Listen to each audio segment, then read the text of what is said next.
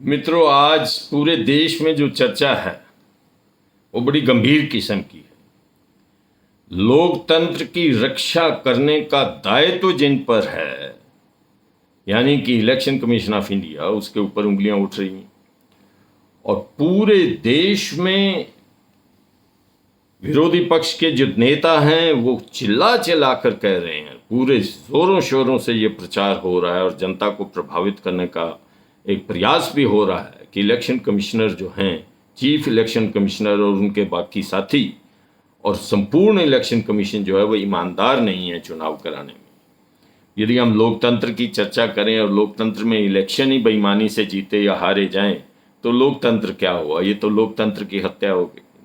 मैं डॉक्टर सर्वदानंद आर्य अपने चैनल सच आज का से आप सब साथियों को संबोधित हूँ।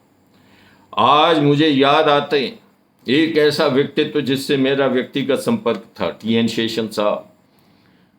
12 दिसंबर 1990 को उन्होंने भारत के मुख्य चुनाव आयुक्त का पदभार संभाला था और 11 दिसंबर 1996 तक वो रहे। तीन प्रधानमंत्रियों के साथ काम किया। पहला प्रधानमंत्री जिनके साथ उन्होंने काम किया एच.डी. देवगौड़ा साहब थे, जो संयुक्त दल के थे, यानी कांग्रेस विरोधी पार्टियों ने एक मोर्चा बनाया था, उससे कुछ महीनों की सरकार देवगौड़ा साहब की थी। उसके बाद अटल बिहारी वाजपेयी आए थोड़े समय के लिए और आप बीजेपी के थे, और उसके बाद नरसिम्हा राव जी आए और कांग्रेस के थे। तीन प्रधानमंत्री विरोधी एक दूसरों की पारंपरिक विरोधी राजनीतिक विचारधारा और उनके साथ काम करने का मौका मिला टी.एन. शेषन साहब को। परंतु टी.एन. शेषन साहब का इलेक्शन कमीशन कंडक्ट करवाना और उनका बिहेवियर और उनका चुनावों को निष्पक्ष तरीके से संपादन करना पूरे भारतवर्ष में एक उदाहरण है, एक आदर्श है। और मैं समझता हूँ जितने भी इलेक्शन कमिश्नर आज हैं जिनकी चर्चा होती रहती है, जो आलोचनाओं के केंद्र बने हुए, उनको सीखना चाहिए। मुझे याद है एक घटना, आप टी.एन. शेषन का व्यक्तित्व इसी से समझ जाएंगे कि एक बार मैं जिम खाना क्लब में बैठा था, सन 2000 की बात है ये। मेरे मित्र मेरे साथ थे जो डीजीपी रह चुके थे हरियाणा के। एक व्यक्ति आता है, मैं उस व्यक्ति का नाम नहीं लूँगा, आज भी हैं, एमपी हैं आज भी, और वो आए और उन्होंने हाथ मिलाया उन डीजीपी साहब से और वहाँ बैठ गए जहाँ हम बैठे थे। मेरे डीजीपी साहब ने उनसे ये पूछा, श्रीमान जी, आप तो बिहार से एक बड़े विकट इलेक्शन क्षेत्र से जीत कर आए, आपके सामने एक महादबंग व्यक्ति था, आप कैसे जीते?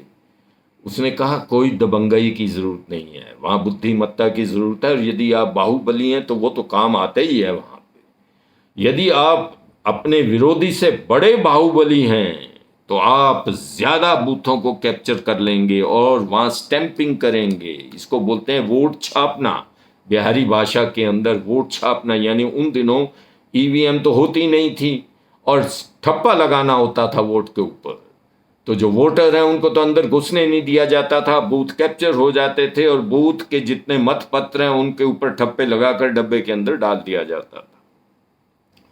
वो कहते हैं कि अच्छा, पिछली बार कैसे हार गए? क्योंकि जो मेरा विरोधी था, ये जवाब आया, मेरा विरोधी मेरे से ज्यादा तगड़ा निकला, उसने ज्यादा बूथ कैप्चर किए, इस बार मैंने उससे ज्यादा बूथ कैप्चर कर दिए, देखिए मैं जीत कर आया बैठा। लोकतंत्र की ऐसी व्याख्या और डेमोक्रेसी के अंदर किस तरह से जीता हारा जाता है, इसकी व्याख्या मैंने पहली बार वहां सुनी, आश्चर्य रह गया। उस सारे गुंडाइज्म को, दंगाइज्म को आप ये देखिए, उस टाइम जो बूथ लूटने की कहानियां होती थी, खासतौर पे बिहार के अंदर वायलेंस इतनी होती थी, बहुत सारे लोग मारे जाते थे। उस वायलेंस को समाप्त करने का श्रेय सिर्फ एक आदमी को था, उसका नाम था टी.एन. शेषन। ये मुझे बताने की आवश्यकता नहीं, पूरा देश जानता। आदर्श हैं, उदाहरण हैं। उसके बाद कभी उनके ऊपर ये आक्षेप नहीं लगा।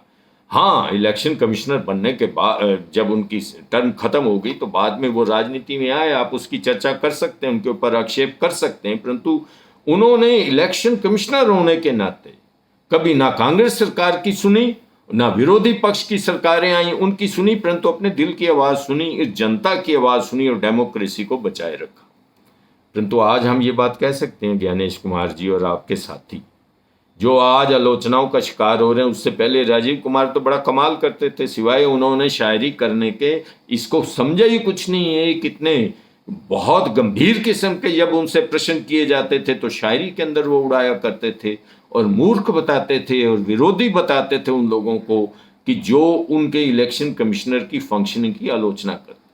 परंतु आज जब ये कहा जा रहा है, प्रेजेंटेशन हो रही है कि किस तरह से बूथ लूटे जाएं, यानी इलेक्शन यानी पूरी जो शुरू होता है प्रोसेस, बीएलओ से शुरू होता है, जब वोट बनना शुरू होता है वहां से उसके बाद वोट छपना, यानी वोट की प्रिंट आपका जब प्रिंट हो गई वोटर लिस्ट, उसके बाद जब मशीनें चलती हैं, मशीनों के बाद जो वोटों की संख्या गिनी जाती है, ये सारे प्रोसेस को डेमोक्रेसी की जो रीढ़ की हड्डी है, इसी को डेमोक्रेसी कहते हैं, इसी को वोट का अधिकार बोलते हैं। और उस अधिकार को उसके ऊपर आक्षेप हो जाते हैं, प्रमाणों से ये साबित कर दिया जाता है कि वोट लूटा गया है।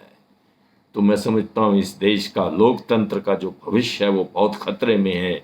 हम सब नागरिकों को ये प्रार्थना करनी चाहिए परमपिता परमात्मा से कि बुद्धि दे इन राजनीतिज्ञों को और इन राजनीतिज्ञों के प्रभाव में आने वाले इन नौकरशाहों को कि वो लोकतंत्र की रक्षा करें, लोकतंत्र को लूटने ना दें, डूबने ना दें, अन्यथा ये देश एक विनाश की तरफ जाएगा। ऐसी कल्पना करनी भी हमारे लिए मुश्किल। ये जो हमारी पवित्र भारत भूमि है, इसकी सुरक्षा होती रहे, देश का लोकतंत्र जीवित रहे, संविधान जीवित रहे, ऐसी कामना करते हुए मैं आप सबसे निवेदन करता हूं कि यदि आपको मेरा ये वीडियो पसंद आया हो तो आप इसको कम से कम सब्सक्राइब अवश्य कर दें। और मैं आपसे विदाई लेता हूं। बहुत बहुत धन्यवाद। नमस्कार।